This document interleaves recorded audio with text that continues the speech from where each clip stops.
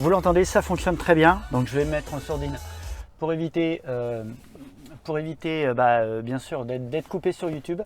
Une vidéo aujourd'hui pour vous montrer, vous expliquer comment faire pour avoir de la musique gratuitement. Alors la caméra elle est là, il faut que je regarde la caméra.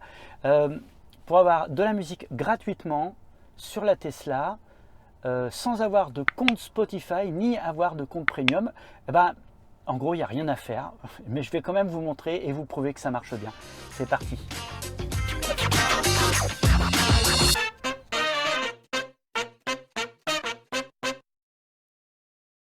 Alors, c'est parti. La première chose que vous devez voir, c'est que je ne suis pas connecté via le réseau LTE. Donc en fait, je n'ai pas l'abonnement premium. Donc ici, on le voit puisque je n'ai pas la possibilité d'avoir ma carte autrement que en vue grisée, donc j'ai pas la vue satellite. Donc c'est un premier fait qui montre qu'effectivement en termes de logiciel, voilà, je sais pas si c'est ici connexion premium standard. La connexion standard comprend des cartes de base, la navigation de trafic, l'accès à la musique et au contenu multimédia via Bluetooth. Les fonctions de diffusion vidéo, karaoké, diffusion de musique et navigateur internet sont accessibles lorsque la connexion au Wi-Fi est établie. Donc ça veut dire quoi? Ça veut dire que je partage ma connexion depuis mon smartphone. Donc simplement, quand j'arrive dans la voiture, je lance le partage de connexion. Ça se fait plus ou moins automatiquement, ça fonctionne pas trop mal. Quand je monte dans la voiture, automatiquement il se connecte à mon téléphone. Des fois ça marche pas, donc ce qu'il faut faire c'est effectivement cliquer sur le petit logo Wi-Fi, aller dans paramètres Wi-Fi et dire activer, parce que des fois il se désactive. Et après, comme je l'ai paramétré une fois, il reconnaît automatiquement mon téléphone, il va se connecter à mon téléphone. Bien sûr que je pense à mettre mon téléphone en partage de connexion. Une fois que c'est fait, j'ai accès, je vais dire qu'à peu de choses près, j'ai accès à tout ce qu'il y a dans le compte premium. À l'exception de deux choses, la carte en vue satellite, donc en vue réaliste, et le trafic. Bon, sachant que si à côté de ça j'ai Waze, ça fonctionne très bien. Et puis même si je ne vois pas le trafic en temps réel, j'ai quand même de toute façon la prise en compte des bouchons dans le navigateur qui est à l'interne de la Tesla. Alors là où ça devient très intéressant, c'est que en fait, quand j'ai acheté la Model 3, le premier mois, le compte premium gratuit est offert. Ce que j'ignorais, c'était que dans le compte premium était inclus une connexion Spotify gratuite. Or moi, je pensais que, un petit peu comme pour Netflix, il fallait avoir son propre compte et on paramétrait son propre compte sur la Tesla. Et à ce moment-là, on retrouvait effectivement, alors c'est ce qui se passait, on retrouve ses albums, on retrouve ses playlists sur la Tesla. Mais ce que j'ignorais donc, c'est qu'il était possible de ne pas avoir de compte Spotify et néanmoins, avec la connexion premium, il était possible de démarrer. Donc ici, on va le voir, hop, si je monte comme ça en grand. Donc là je suis sur Spotify et si je vais par exemple sur Artiste, je ne sais pas si c'est sur Artiste que je vais le voir, voilà. En bas, vous voyez, il y a marqué avez-vous un compte Spotify? Et après il propose connexion. Or là je ne suis pas connecté. Donc une fois qu'on est ici, on s'aperçoit qu'effectivement je n'ai pas de connexion premium. Et donc je le confirme, je n'ai pas non seulement je n'ai pas de connexion premium, mais je n'ai pas de compte Spotify.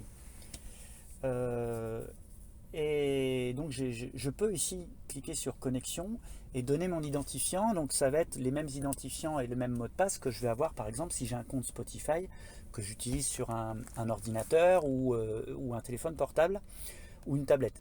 Là, je ne l'ai pas. Or, effectivement, quand on démarre Spotify la première fois qu'on est dans la Tesla, on va s'apercevoir que il n'y a pas besoin forcément de cette connexion.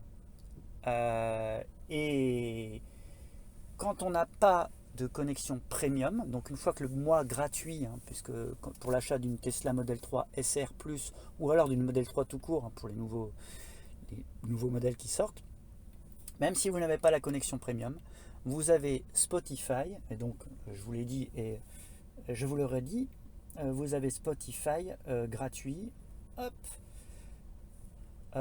sans avoir besoin, surtout sans avoir besoin de...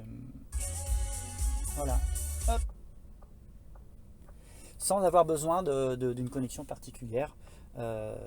Donc j'économise 10 euros par mois parce que j'ai pas besoin de payer. J'ai pas besoin de payer. Hop, alors je sais pas comment revenir en arrière du coup. Tac. Voilà. Voilà, donc c'est vraiment un bon filon. J'espère que j'en ferai profiter le maximum. Sachant que la connexion premium, donc le seul intérêt qui reste à la connexion premium, c'est de ne pas avoir besoin de se connecter en Wi-Fi à son téléphone et puis d'avoir la carte en 3D, parce que la circulation, pour moi, c'est bon, pas forcément très très pertinent. Et puis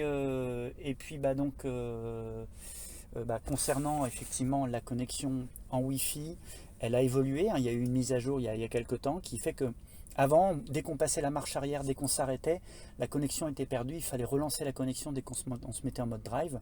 Donc c'était assez pénible, donc c'était très contraignant et ça obligeait un petit peu à prendre cette connexion premium.